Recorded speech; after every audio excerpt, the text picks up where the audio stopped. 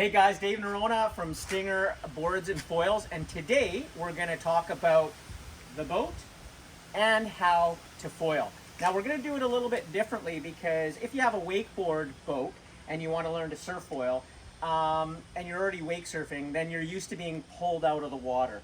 When you get pulled out of the water on a wingboard, and you'll watch this if you see people learning, is you need speed to pull a body out of the water. And so you got to go fast. And what happens is generally when you're new is you lean back. So you see those people come out of the water and then get on the foil and then wipe out, and they're a little bit epic. So there's a way you can actually do it simpler and easier. And especially if you want to not only learn to foil, but you're learning to foil because you want to go on a wingboard. Okay, I live in Squamish. The water's really cold, so no one really wants to lie down in the water. So one of the great things about the inflatable that we're going to talk about today from Stinger is that you can get on it on your knees off the back of the boat, and you never actually have to touch the water unless you wipe out. So it's pretty cool. There's a lot of information, so we're going to get started. I use this Striker 420 Pro boat, and it's got a 20 horsepower on it, so it's more than enough. People always wonder, will this tow a foil? You could tow using this boat with a 9.9 kicker on it, but the 20 just makes it super awesome.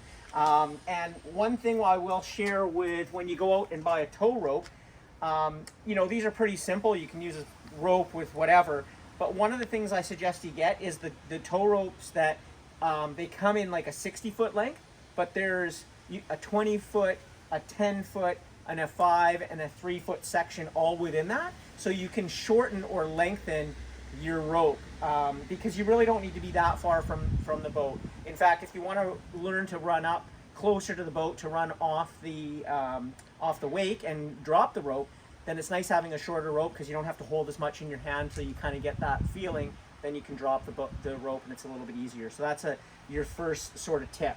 I started here, but we're going to start over here. This is the board I use now. It's just a 50-liter super awesome custom board that Steve made from Stinger, and it's 4/8, and I love it. And I can actually get on this board without being pulled out of the water. I just go off the same way I'm going to show you. I go off the back of the boat, lie down.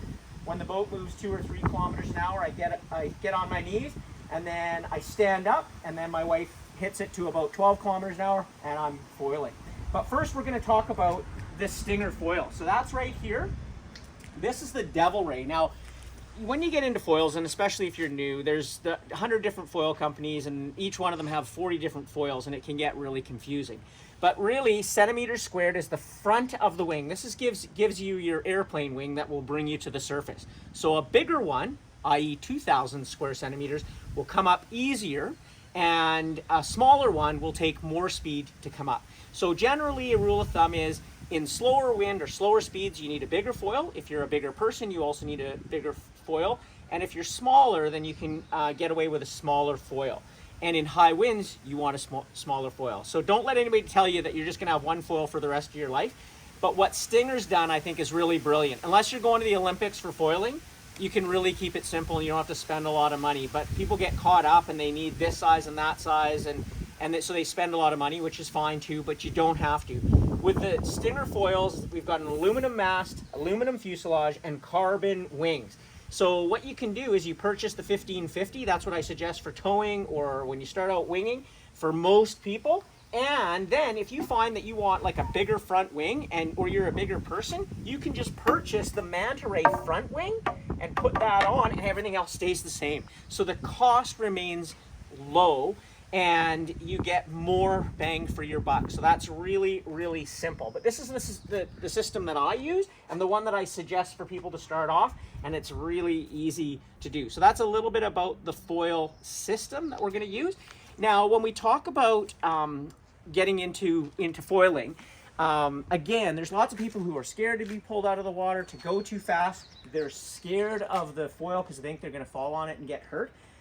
And that all can happen. But I'm going to show you the way to make it super simple, and especially if you want to wing, which is holding a handheld wing and then using the wind to propel you instead of the boat.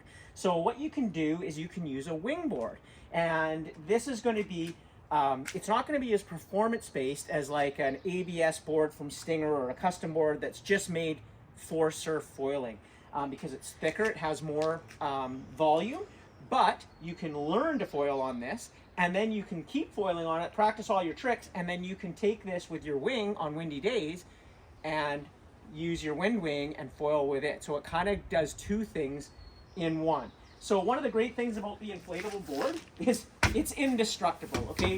When I sold these to all my buddies who own bigger boats like I do, when you have an ice board, you're banging it off everything on your boat, and you either damage your boat or damage your board. This is literally, you can't damage it. And anybody can use it. If you fall on it, it's a lot softer, and it's really, really easy to use, and anyone can use it, anyone. So you can just tow kids on their knees without a foil. You can put the foil on and they can stay on the water. So this board is 5'2", it's 27 inches wide, and it's 99 liters. So very simple. It's got a carbon insert for where the foil goes, and it just makes things really, really simple. And you can use it with foot straps if you want. I do not and prefer without them. But you can get foot straps for them. This is where you put air into the board to inflate it, and it's super stiff, okay? So I'm gonna throw it on the ground here just to show you how to get up on your board, okay? So we are out on the boat, and all you're gonna do is when you're ready to surf, you attach the rope to the boat, and then you can just get off the boat onto the board on your knees, okay? So you're gonna be in the water like this, and you're gonna have the tow rope, and you're just going to be bobbing up and down, and you can do that on this board, which is on a regular surf foil. You can't do that. You need to start from the water. So what you're going to do is you're going to go behind the boat, and the person's going to start to move forward. And when the line gets taut, they're going to keep moving at, let's say, 3 to 4 kilometers an hour. And that's enough resistance to kind of pull you along. And what you're going to do, I'm right foot forward, so I'm going to get onto my knees. I'm going to keep my hand on the tow rope on the board, so that gives me stability, and I'm just going to stand up, okay? And now I'm behind the boat and I'm surfing, okay? What you will find, because there's a foil under the boat, is that it kind of yin and yaws a bit, and you won't be able to, you'll try to be compensating, but because the foil is in the water, it's kind of a drag.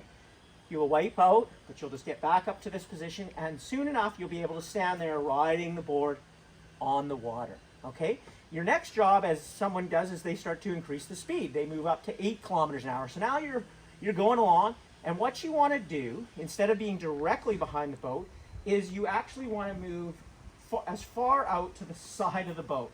So imagine that the back of the boat is up there. I go way out to the side, and now I'm in clean water, and you're making a triangle. If you think of the boat, you, and the prop wash, you're making a triangle. Instead of you trying to get up with no balance, when you do this, you actually have resistance to pull against something, and that will help you have more balance when you're going down the water. Again, we're still on the water. You're going 8 to 10 kilometers an hour, and you're learning to do this. You'll wipe out a few times, nothing will happen, you'll fall into the water. Super simple. When you're ready to learn how to foil, i.e. when you get that balance after you've been going a little bit, what you do is you keep your arms straight, and you lean back a little bit. Just by leaning back, that wing will rise out of the surface of the water, and the first thing you do when you feel it come out is I want you to lean forward on your front foot and bring the board back down slowly.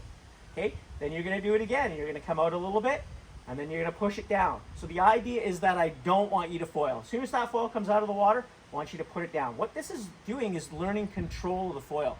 It's really easy to lean back and go right out of the water, but the problem is the foil will come out of the water, and it'll lose all lift, and you'll go dive bombing into the water. Not a big deal, but you'll just crash all the time. So what you want to do is you want to learn to control that. And all it is for, this movement here, but a lot less.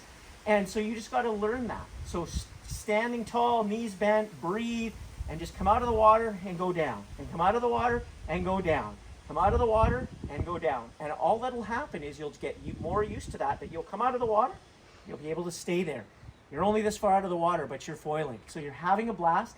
Don't be worried about going all the way to the top, because now you can control it. If you feel yourself going higher, slowly move forward, and you'll come down a little bit lower back to the water. And that way, now you're learning to foil, and you're not worried about falling on the board, falling on the foil. The biggest tip I can tell people, and this is what I tell people when I teach them, is if you're going to fall, i.e. you're going to fall backwards, fall backwards. If you're going to fall forward, just fall forward. Fall this way. Fall with the board. The worst thing you can do, and what most people do, is when they fall, they go super high, and then they jump off the board. Well, you're not on anything that's attached to anything on the planet. So you're just going to jump, and the board, because they're light, they come out of the water with the foil, and then they fall on their sides, and you've just jumped up, and you're going to land right on the board or the foil. That's how people get hurt. So always remember, whether you're e-foiling, kite foiling, wing foiling, or surf foiling, when you fall, just fall. Okay, it's no big deal. You're just going to fall into the water at not very high rate of speed. It's like wake surfing. You're not even going to notice it. And so you'll just get used to that and get that feeling and bend your knees and get up on the foil, and slowly you'll be able to just keep that feeling and stay up foiling for longer. And that's how you learn to foil.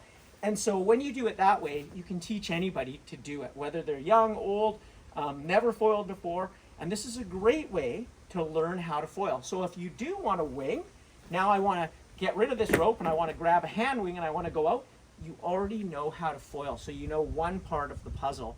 And the next is then you can practice on the beach with your wing, and then you go out and put them together. So wherever you want to go, then you can go forever as far as, getting lighter boards, smaller boards. That's why I use this, and I still use it because I take it with me and anybody can use it.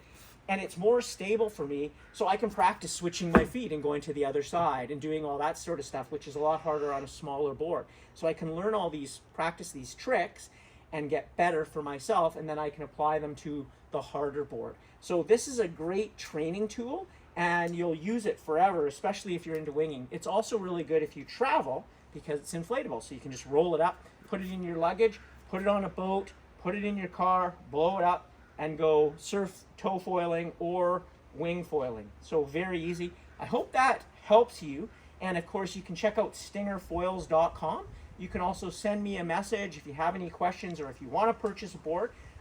We do e-foils, we do surf foils, we do wing foils, we do wings, we do everything. And my job is to help you match the best equipment, so you need to buy less equipment. I want people to buy it once rather than 4 times, because every time you buy, you lose money and you lose your taxes that you paid on something. So it really is helpful to beginners if if you show them these things. And the best thing too is, if you're into winging, is take lessons, because you're going to use their equipment. You're going to get good on the big stuff, and then as you get better, you're going to realize, okay, I don't need a big board like that. I don't need this. I can now purchase my gear that I'm going to use for a much longer time. So again, that'll save you time, energy, and money. We'll see you out on the water.